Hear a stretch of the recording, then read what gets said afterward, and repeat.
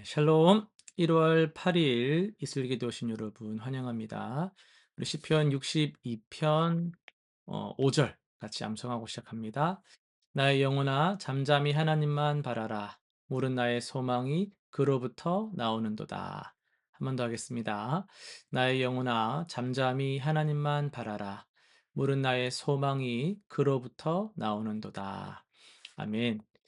예, 오늘은 우리가 창세기 24장, 25장, 26장 이렇게 세 장을 읽게 되는데요. 24장은 아브라함이 늙어서 이 자신의 종에게 고향으로 너 가가지고 이삭이 아내를 구해오라고 명령을 합니다. 종은 이제 하나님께 기도하며 리브가를 만나고 하나님의 인도하심을 확신하며 그녀를 데려오죠.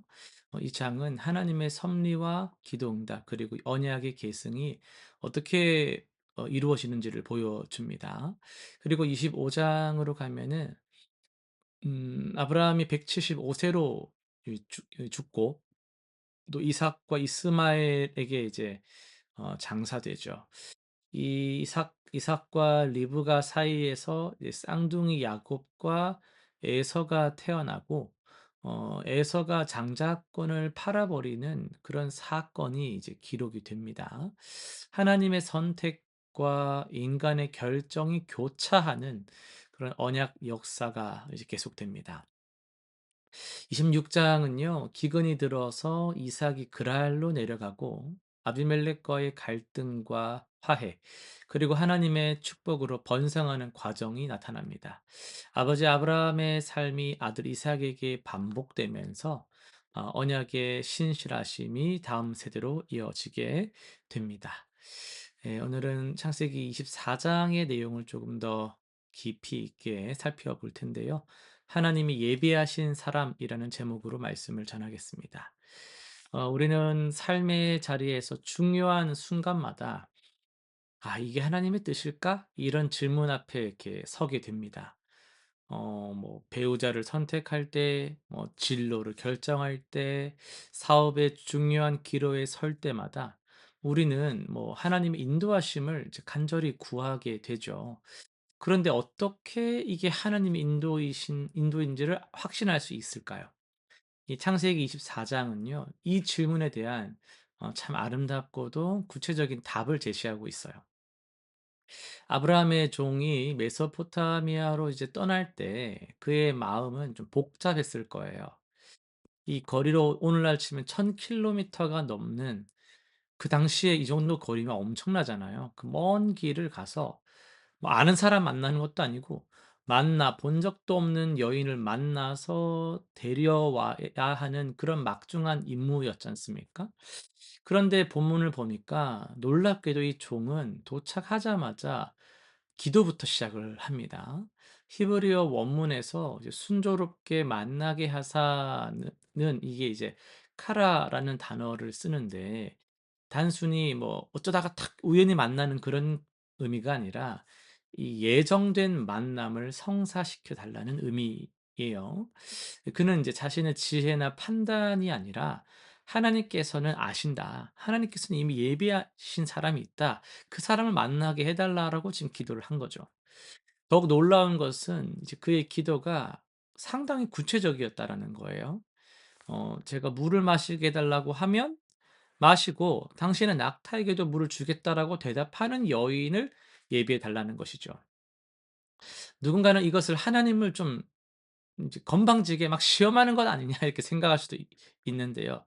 그런데 이건 시험이라는 측면보다도 좀 믿음의 기도였다라고 할 수 있어요. 이제 그 사람은 아브라함의 가문의 며느리가 될 사람의 그 성품, 그 품성을 좀 구체적으로 하나님께 구한 거라고 할 수 있거든요.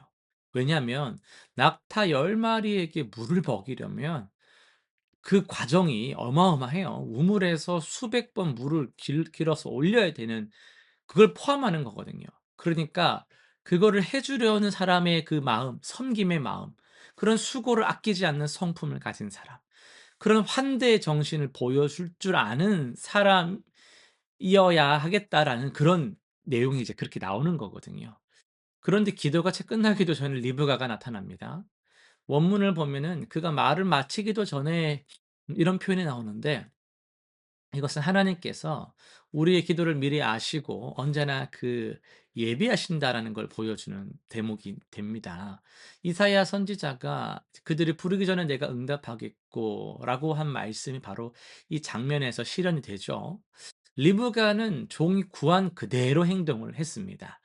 그녀는 친절히 물을 주었을 뿐 아니라 자발적으로 낙타들에게까지 물을 길어 주었죠. 종은 이 모든 과정을 지켜보면서 여호와께서 내 주인의 길을 인도하셨는지 알고자 하여 잠잠히 있었습니다. 여기서 잠잠히라는 그 히브리어는 단순히 뭐 조용했다, 말이 없었다 이런 측면이 아니라 깊이 관찰하면서 하나님의 역사를 계속 주목하고 분별한다, 이런 의미거든요. 그는 성급하게 판단하지 않아요. 상황을 보면서 기다렸고 확신이 들자 감사와 경배로 반응을 했습니다. 27절에서 종은 여호와를 찬송하나이다라고 고백을 하잖아요. 히브리어로 이것은 무릎을 꿇다라는 의미가 들어가 있어요. 하나님의 신실하심 앞에 무릎을 꿇은 거죠.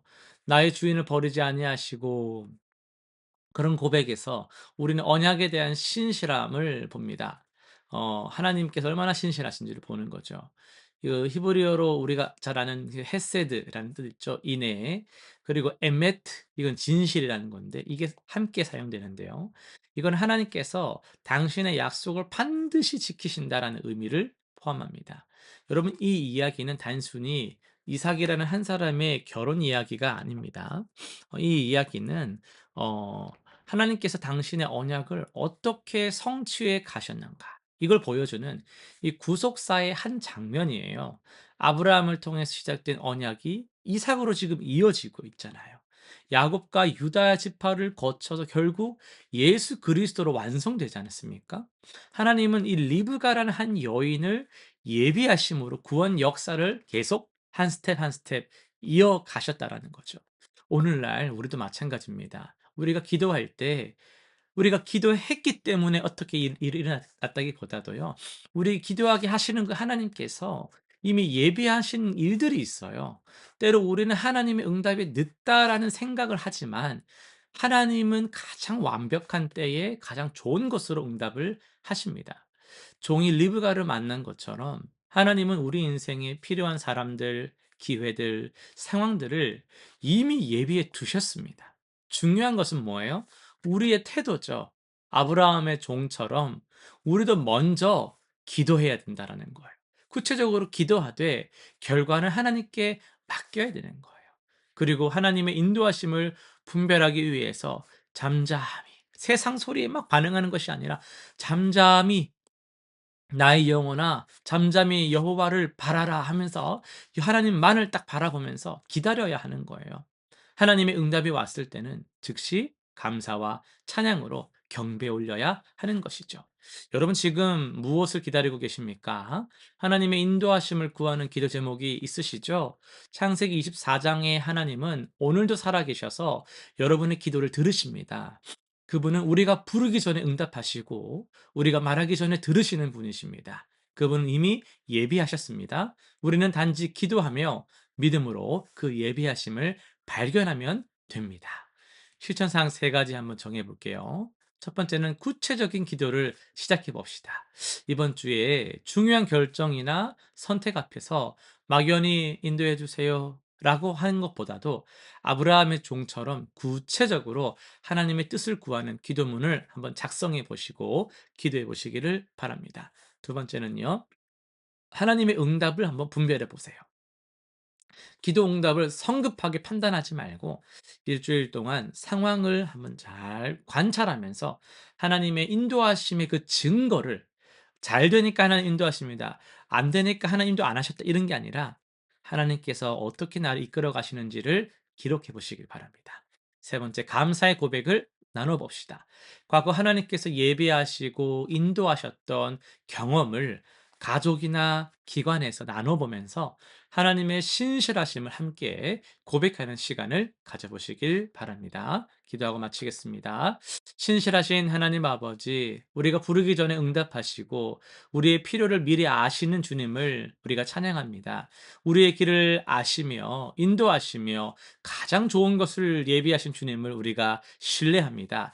기도하며 기대하며 기다리며 또 분별하며 순종하는 믿음을 우리에게 주옵소서. 예수님의 이름으로 기도드립니다. 아멘.